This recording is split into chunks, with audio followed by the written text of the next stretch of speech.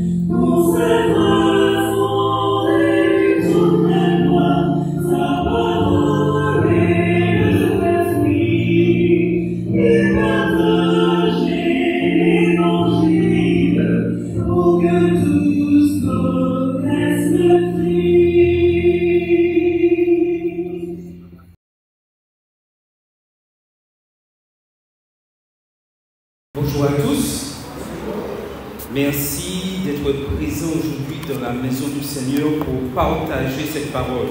C'est toujours avec véritable plaisir qu'on se retrouve dans la maison du Seigneur chaque sabbat, n'est-ce pas? Et nous sommes heureux d'être là et d'accueillir nos frères et sœurs, nos amis qui nous visitent ce matin, nos intéressés. Et sachez bien que le message que vous allez entendre ce matin, vous l'entendrez nulle part. C'est un message que vous entendrez uniquement dans l'église adventiste. Car nous avons une identité, nous avons un message pour ce monde au XXIe siècle. Et sommes-nous prêts à l'entendre? Inclinons la tête. Seigneur Dieu, nous réclamons la présence de cet esprit, que tu puisses diriger toutes les choses et que tout ce qui soit dit soit pour glorifier ton nom. Amen. Le message des 3 anges d'Apocalypse 14 est un cri prophétique pour notre temps. Il ne s'agit pas d'un simple avertissement abstrait, mais d'un appel, un appel concret, urgent, qui nous force à choisir entre 2 royaumes, celui de Dieu et celui de l'homme. C'est un message qui sépare vérité et erreur, fidélité et apostasie, espérance éternelle et illusion passagère. Aujourd'hui, nous allons nous arrêter sur le 2e message au verset 8 que le frère a lu pour nous en ce matin et qui se trouve dans Apocalypse 14, verset 8 et qui dit « Elle est tombée, Babylone la grande, qui a abreuvé toutes les nations du vin de la fureur de son impudicité. » Mais alors, la question que nous pouvons nous poser en ce matin, qui est Babylone? Pourquoi est-elle tombée? Et surtout, qu'est-ce que cela change dans ma vie chaque jour? Car ce message, en ce matin, n'est pas un bulletin prophétique destiné à des théologiens. Il nous concerne, toi et moi.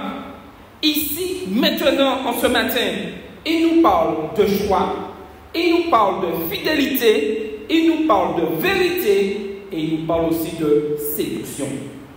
C'est pourquoi, en ce matin, je vous pose 2 questions. 2 questions qui touchent le cœur de notre foi, mais aussi notre manière de vivre. À qui donnes-tu ton cœur et ton argent? Oui, ces 2 choses révèlent à qui nous appartenons réellement. Elles dévoilent si nous avons bu à la coupe de Babylone ou si nous avons été scellés par l'Esprit de Dieu. Et peut-être que, sans même le savoir, nous vivons à l'ombre d'une Babylone moderne. Une Babylone plus séduisante que jamais, mais tout aussi corrompue. Alors, écoutons ensemble ce message. Non pas avec crainte, mais avec foi. Non pas pour juger les autres, mais pour nous examiner nous-mêmes, pour savoir là où nous sommes. Non pas pour regarder en arrière, mais pour avancer vers la cité céleste.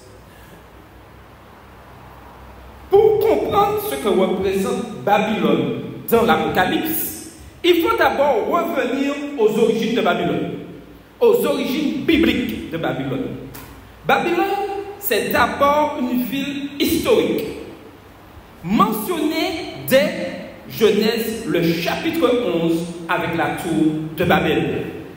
Les hommes, à ce moment-là, veulent bâtir une tour qui va monter jusqu'au ciel, pour faire un nom à eux-mêmes. C'est le symbole de la confusion des langues, mais surtout de la rébellion contre Dieu, de la tentative humaine de s'élever sans lui, de se sauver, oui, par ses propres moyens, par ses propres œuvres. Babylone signifie confusion. Et cette confusion n'a jamais cessé depuis. Puis, nous découvrons un peu plus tard que Babylone devient un empire puissant dans le livre de Daniel, les chapitres 2, 3 et 5. C'est un pouvoir pharaon qui persécute à ce moment-là le peuple fidèle, impose des lois injustes, érige une statue d'or pour être adoré et se glorifie lui-même plutôt que de glorifier Dieu. Le roi Nebuchadnezzar, dans son orgueil, dans Daniel 4, verset 30, il dit: n'est-ce pas ici Babylone? Oui, Babylone la grande que j'ai bâtie par la puissance de ma force. Mais il sera humilié, comme tous ceux qui s'élèvent contre Dieu. Enfin, dans l'Apocalypse, Babylone n'est plus seulement une ville ou un empire, mais on découvre que c'est un système spirituel et globalisé, un système religieux et aussi un système économique, corrompu, séducteur et qui s'oppose frontalement au royaume de Dieu. Elle est décrite dans le livre de l'Apocalypse comme la grande prostituée, assise sous les puissances politiques, séduisant les nations et menant les hommes à l'idolâtrie. Elle semble puissante, elle semble très séduisante, influente, mais Dieu dit quelque chose. Elle est tombée. Mais Babylone aujourd'hui, Babylone n'est pas qu'un souvenir du passé ou une image prophétique, une image prophétique lointaine. Babylone est bien, et je vous le dis en ce matin, Babylone est bien vivante aujourd'hui. Non sous une forme géographique, puisque le Babylone de Nebuchadnezzar n'existe plus, mais elle existe dans les mentalités, dans les systèmes, dans les idéologies. C'est un mélange de vérité et d'erreur. Elle parle parfois de Dieu, cite les Écritures, a des rites et des traditions, mais elle a perdu l'essence même de l'Évangile. Elle prêche une grâce sans repentance, une foi sans obéissance, un salut sans transformation. C'est une religion centrée sur l'homme, centrée sur l'émotion, le spectacle, l'apparence, une foi décorative, superficielle, où les rites remplacent la justice et où Dieu devient un moyen d'arriver à ses fins, au lieu d'être le centre de tout. C'est aussi un système économique qui pousse à consommer toujours plus, à posséder, à comparer, à envier. C'est l'adoration de Mammon, ce faux Dieu de la richesse et du confort, qui vole le cœur, détourne la dîme, étouffe la prière et transforme l'homme, malheureusement, en esclave de son propre désir. Et ça vous dit quelque chose? En ce matin, Babylone n'est pas toujours loin de nous. Elle peut s'infiltrer dans notre manière de croire, de notre manière de prier, de notre manière de dépenser, de notre manière de choisir. Elle veut nous séduire doucement, sans bruit, jusqu'à ce que notre foi soit compromise, sans même qu'on s'en rende compte. Alors, en ce matin, es-tu encore à Babylone ou es-tu sorti de ces lois? Le message du second ange ne laisse place à aucun doute. Apocalypse 14 verset 8 dit: elle est tombée, Babylone la grande. Cette répétition, elle est tombée, insiste sur l'inévitabilité du jugement de Dieu. Ce n'est pas une possibilité, c'est un décret divin, ce jugement de Dieu. Ce n'est pas une chute accidentelle, mais le fruit de longs processus de corruption et de rébellion. La chute de Babylone est proclamée dans Apocalypse 14, mais elle est décrite en détail dans les chapitres 17 et 18 du livre d'Apocalypse. Là, nous voyons Babylone est présentée comme la grande prostituée, assise sur une bête écarlate, vêtue de pourpre et d'or, riche et puissante, mais coupable du sang des saints et des martyrs.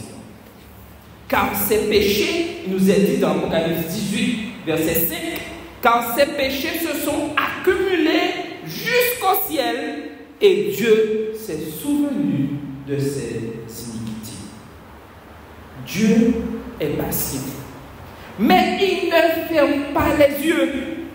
Il voit l'oppression, il voit l'idolâtrie, il voit les mensonges religieux, la manipulation économique, les alliances injustes. Il voit les cœurs détournés de la vraie adoration et il prononce un jugement définitif. Babylone ne tiendra pas. Ce jugement contre Babylone est proportionné à son orgueil. Et nous voyons dans les versets 7 et 8 d'Apocalypse 18 ceci. Elle dit en son cœur, je siège en reine, je ne suis point veuve et je ne verrai point de deuil. À cause de cela, en un même jour, ces fléaux viendront.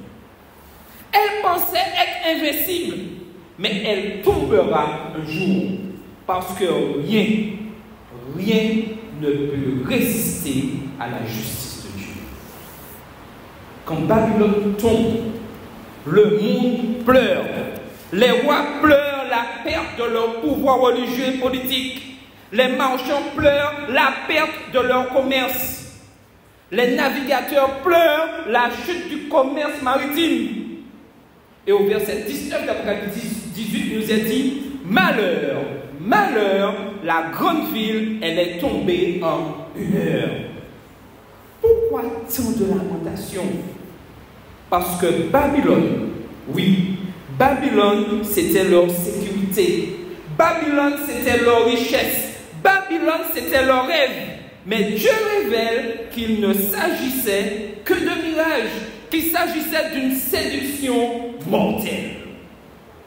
Et pendant que le monde pleure, le ciel, lui, se réjouit.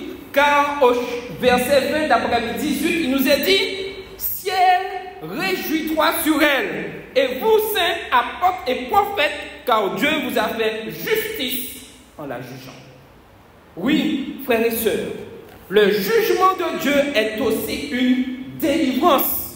C'est la fin de l'injustice. C'est le triomphe de la vérité. C'est l'assurance que Dieu règne et qu'il n'oublie pas les siens. Et qu'il ne nous oublie pas. Mais ce message, en ce matin, n'est pas qu'une information sur l'avenir. Je sais que beaucoup d'entre nous aimeraient savoir qu'est-ce que l'avenir leur réserve. Mais Dieu nous dit en ce matin que c'est un appel pressant, un appel pour le présent.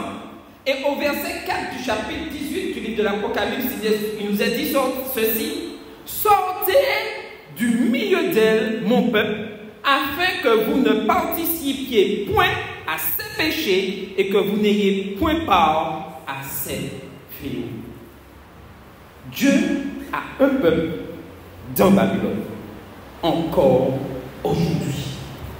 Des hommes et des femmes sincères, trompés peut-être, mais que Dieu appelle, oui, que Dieu appelle à sortir. C'est un appel d'amour, un appel de protection, un appel de fidélité. Et peut-être que certains d'entre nous ont encore des pieds dans Babylone, même s'ils se croient à Jérusalem, par nos choix, par nos valeurs, par nos priorités. Sommes-nous vraiment sortis de Babylone? Dans Apocalypse 17, les versets 4 et 5, il nous est dit, Babylone est dépeinte comme une femme magnifique, comme une femme séduisante. Parler de quoi? Parler de bijoux précieux, mais son cœur est corrompu. Cette image symbolise le monde qui tente de séduire les croyants par des plaisirs immédiats, par la beauté du spectacle et par une apparence de confort et de sécurité. Oui, Babylone attire les regards par son apparence extérieure, mais elle cache une réalité spirituelle de débauche et de corruption. Elle propose une vision du monde où la tradition humaine, les émotions et leur confort sont placés au-dessus de la vérité divine. Babylone, oui, nous attire parfois insidieusement par les valeurs et les styles de vie qui semblent offrir le bonheur, mais qui en réalité éloignent notre cœur de Dieu. Cela se manifeste par l'adoration de la richesse, par l'adoration du pouvoir, par l'adoration du confort matériel, ou même par un activisme effréné qui occupe tout notre temps et toute notre énergie. En ce matin, Dieu réclame notre cœur. À l'opposé de Babylone, Dieu nous appelle à lui donner notre cœur. Et dans Proverbe 23, verset 26, il nous est dit: mon fils, donne-moi ton cœur. Dieu cherche à établir une relation authentique avec nous. Une relation basée, oui, une relation basée sur la vérité, l'amour et l'obéissance.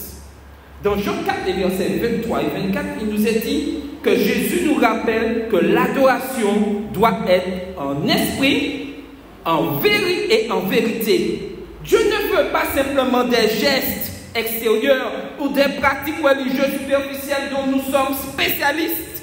Il veut des cœurs sincères, il veut des cœurs dévoués qui choisissent de lui accorder leur amour et leur fidélité. À qui donnes-tu ton cœur dans tes choix?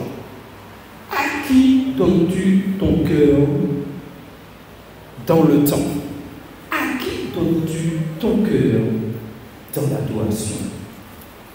Ces questions nous invitent à faire une introspection. Est-ce que nous consacrons du temps à des activités qui nous rapprochent de Dieu, ou bien à des choses qui satisfont simplement nos désirs immédiats et passagers? Où est notre véritable adoration? Matthieu 6, verset 24 nous met en garde. Nul ne peut servir deux maîtres. C'est un appel à la loyauté totale envers Dieu. Lorsque nous partageons notre cœur entre Dieu et les plaisirs du monde, nous risquons de perdre notre unité spirituelle. Ce genre de double allégeance crée un conflit intérieur et au final, nous risquons de nous éloigner de Dieu. Le sabbat, comme mentionné dans l'application, est un excellent test pour notre cœur. Le sabbat nous invite à un temps de repos, à un temps de déconnexion du tumulte de la vie quotidienne. C'est une opportunité de faire un choix conscient, consacrer notre temps à Dieu ou se laisser emporter par la course effrénée à la performance, au travail et aux préoccupations mondaines. À qui donnes-tu ton argent? Matthieu 6, verset 21 nous dit: car là où est ton trésor, là aussi sera ton cœur. L'argent est un révélateur silencieux. Il parle sans mots, mais il dit tant. Il indique ce que nous aimons, ce que nous cherchons, ce qui nous fait vibrer. Dans cette simple déclaration de Jésus, nous découvrons un principe fondamental. Nos priorités spirituelles se manifestent dans notre gestion matérielle. Et je répète ceci, nos priorités spirituelles se manifestent dans notre gestion matérielle. Le portefeuille est un miroir du cœur. C'est pourquoi Dieu ne se contente pas de nos prières ou de nos chants. Il observe ce que nous faisons de ce qu'il nous confie. L'argent n'est pas neutre. Il est spirituellement chargé. Soit il devient un outil de bénédiction, soit il nous attache à Babylone, ce système mondialisé qui échange les valeurs éternelles contre des biens périssables. Et Apocalypse 18, verset 13 dit « Et la marchandise de chevaux, de chars, de corps et d'âmes d'hommes. » Babylone vend tout, y compris les âmes humaines. Elle transforme l'homme en marchandise. Dans cette société consumériste, même la foi, oui, même la foi peut devenir un produit. Et l'évangile un commerce. Le monde construit des cathédrales de consommation où l'argent est roi et où les foules viennent déposer leurs offrandes, non pas à Dieu, mais à leur désir. Dieu nous appelle à être fidèles. Dans Malachie 3, verset 10, il nous est dit ceci: apportez à la maison du trésor toutes les dîmes. Dieu nous appelle à une adoration concrète, une adoration incarnée. Les dîmes et les offrandes ne sont pas une taxe céleste, mais une expression de confiance. Lorsque nous donnons à Dieu, nous proclamons: tu es, oui Seigneur, tu es ma sécurité. Nous rompons avec la peur de manquer et nous confessons notre foi dans le Dieu pourvoyeur. Paul rappelle aux riches de ce monde, et nous sommes tous riches de quelque chose, de ne pas mettre leur espérance dans l'argent. Et il a dit dans 1 Timothée 6, versets 17 à 19, recommande aux riches de ne pas mettre leur espérance dans des richesses incertaines, mais en Dieu. Car l'argent n'est jamais une fondation solide. Il promet la paix, mais ne peut l'offrir. Il séduit, mais il ne sauve pas. Seul Dieu donne une sécurité qui ne faillira jamais, au grand jamais. À l'heure où tant d'argent est investi pour bâtir des centres commerciaux, pour construire des plateformes de divertissement, des empires numériques, et nous-mêmes en Martinique, nous le voyons, Dieu cherche encore des hommes et des femmes qui veulent bâtir des lieux d'espérance, qui veulent bâtir des écoles de vérité, qui veulent bâtir des églises vivantes, des maisons, oui, des maisons de prière. Chaque don, chaque offrande, chaque soutien financier devient une pierre dans un édifice éternel. En donnant, nous construisons l'avenir d'un enfant. Nous construisons la foi de jeunes. Nous construisons la guérison d'un couple. Nous construisons l'envoi d'un missionnaire. Nous construisons l'ouverture d'une porte, oui, d'une porte vers l'éternité. En ce matin, une des questions encore de réflexion que nous devons nous poser: comment gères-tu ce que Dieu t'a confié? Tu n'as peut-être pas beaucoup. Tu penses que ton impact est minime. Mais Jésus dit dans Luc 16, verset 10, celui qui est fidèle dans les petites choses, oui, le sera aussi dans les comptes. La question n'est pas la taille de ton compte, mais la direction de ton cœur. Dieu cherche en ce matin des étendants, non des mécènes. Il veut des cœurs engagés, pas des portefeuilles lourds. En ce matin, nous sommes invités à prier en ce sens, en disant: Seigneur, Seigneur, tout ce que j'ai vient de toi. Apprends-moi, Seigneur, à être fidèle dans mes finances, à t'honorer avec mes ressources et à bâtir non pas mon royaume, mais bâtir ton royaume. Fais de moi, en ce matin, un canal de bénédiction. Amen. Dans Apocalypse 18, verset 4, il nous a dit ceci. Et il nous rappelle encore, sortez, sortez du milieu d'elle, mon peuple, afin que vous ne participiez point à ses péchés, et que vous n'ayez point part à ses fléaux. Il y a dans cet appel une urgence et une tendresse. Une urgence, car le danger, oui, le danger est réel. Une tendresse, car Dieu s'adresse à son peuple. Il ne parle pas à l'étranger, mais à celui qu'il aime, à ceux qui ont décidé d'être fidèles à sa parole, à ceux qui ont été rachetés par le sang de Jésus-Christ, à ceux qui veulent rester fidèles à la parole de Dieu. Oui, Dieu a encore un peuple à Babylone, un peuple sincère mais captif, un peuple fidèle mais confus, un peuple appelé mais endormi. Et Dieu crie en ce matin, sors, sors. Pas seulement sortir de manière géographique, comme Abraham quitte en Ur, mais sors spirituellement, sors moralement, sors économiquement. Quitte le système, quitte la mentalité, quitte la culture qui éteint la foi, qui achète les consciences, qui glorifie le paraître. Babylone dans la Bible représente bien plus qu'une ville.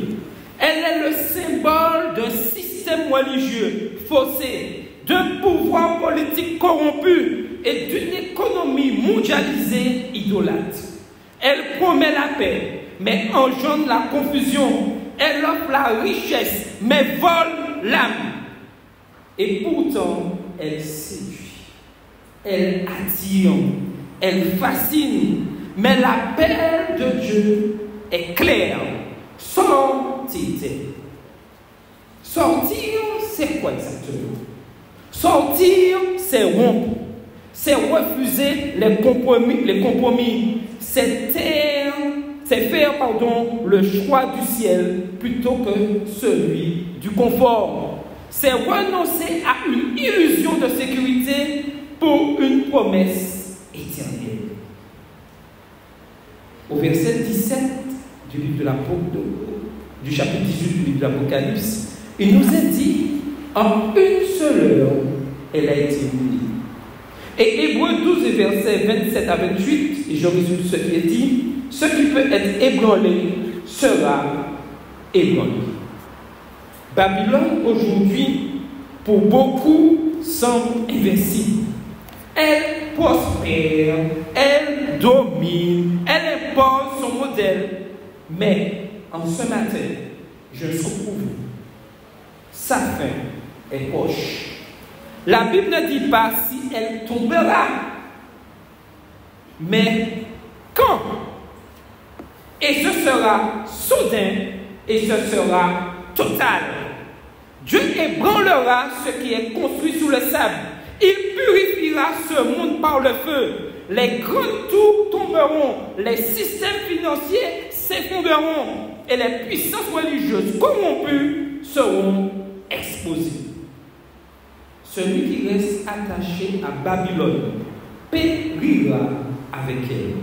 Mais celui qui en sort par la foi, qui met sa vie entre les mains du Christ, sera debout quand tout s'écoulera. Seras-tu debout? Es-tu prêt à renoncer à ce qui est séduisant mais périssable? La question n'est pas seulement théorique, elle est personnelle. Il y a des choses dans nos vies qui manquent, qui portent la marque de Babylone. Des ambitions vides, des compromis, des habitudes qui flattent mais ne transforment pas. Dieu te demande aujourd'hui, mon enfant, es-tu prêt à sortir?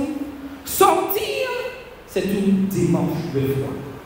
C'est choisir le royaume qui ne peut être ébranlé. C'est préférer la croix à la couronne temporaire, la vérité à la popularité, la fidélité à la facilité. Madame White nous dit dans Testimonies for the Church, volume 6, témoignage pour l'Église en anglais, volume 6, à la page 446, elle dit ceci. Il n'y a que deux endroits dans le monde, où nous pouvons déposer notre trésor, dans le trésor de Dieu ou dans celui de Satan. Et tout ce qui n'est pas consacré au service du Christ est considéré comme s'étant placé du côté de Satan et renforcera sa cause. Cette citation nous offre avec force la leçon centrale qui sous-tend la chute de Babylone dans Apocalypse 18. À la fin des temps, une vérité claire et absolue est révélée. Il n'y a que deux destins pour nos choix, nos ressources et nos loyautés. C'est la réalité spirituelle qui se cache derrière chaque choix et qui montre comment nos actions renforcent l'une de ces deux causes. Ceux qui ont investi leur trésor dans le système corrompu de Babylone finiront par découvrir que leurs efforts et leurs richesses ont servi à renforcer une cause contraire à Dieu. L'avertissement d'Ellen White est donc profondément pertinent pour nous en ce matin. Pertinent pour faire le bon choix. Cet appel à sortir de Babylone et à réorienter nos vies vers les principes éternels du royaume divin. La leçon est claire. Alors que Babylone représente l'utilisation égoïste et corrompue des richesses, le trésor de Dieu nous parle d'une utilisation consacrée aux ressources, où chaque action et chaque bien sont investis pour la gloire de Dieu et le bénéfice de notre prochain. En fin de compte, la chute de Babylone montre clairement que tout ce qui n'a pas été consacré au service du Christ périra avec ce système de corruption, tandis que tout ce qui est investi dans l'œuvre de Dieu est préservé dans le royaume éternel. Cette citation d'Ellen White nous rappelle donc que chaque ressource a un poids spirituel et une mission. En la consacrant à Dieu, nous contribuons à son royaume, tandis qu'en la détournant à d'autres fins, nous renforçons par inadvertance la cause opposée. Pour conclure ce matin, à qui donnes-tu ton cœur? À qui donnes-tu ton argent? Ce ne sont pas deux questions séparées, mais une seule posée par l'Esprit sous deux visages. Ce que tu finances révèle ce que tu chéris. Ce que tu poursuis dévoile ce que tu adores. Il ne suffit pas de chanter Jésus si nos choix quotidiens chantent Babylone. Il ne suffit pas de boire de la bouche si nos mains, nos cartes bancaires, nos ambitions, nos projets sont déjà enchaînés ailleurs. Nous vivons un temps de décision, un temps où les royaumes s'opposent, où les fidélités se clarifient, où les cœurs se révèlent. Donne ton cœur à Jésus aujourd'hui, pas à Babylone, pas à ce monde qui passe, pas à l'or ni aux illusions, mais à celui, oui, à celui qui est fidèle, doux et puissant, à celui qui t'a tout donné. Engage-toi à être fidèle dans ta gestion. Ce que tu es, ce que tu possèdes, ce que tu as reçu, oui, tout vient de Dieu. Et il le fait, et il te fait confiance pour en être l'intendant, non le propriétaire. Honore-le dans ta manière de donner. Honore-le dans la manière de dépenser et de bâtir. Rejoins le peuple qui attend son retour. Pardon. Ce peuple, oui, ce peuple n'est pas parfait, mais il est purifié. Ce peuple n'est pas riche, mais il a les mains ouvertes. Ce peuple n'est pas toujours vu, mais il est connu de Dieu. Il attend l'époux avec de l'huile dans sa lampe, avec la vérité dans son cœur, avec l'amour dans ses actes. En ce matin, ma prière pour chacun d'entre vous est que nous puissions choisir, faire le bon choix.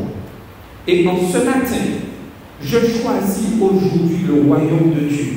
Je renonce à Babylone et à ses séductions. Oui, je donne mon cœur, mes biens, mes rêves à Dieu. Apprends-moi à vivre en pèlerin, à gérer comme un serviteur fidèle et à t'attendre comme un fiancé attend sa bien-aimée. Amen. Que le Seigneur vous bénisse.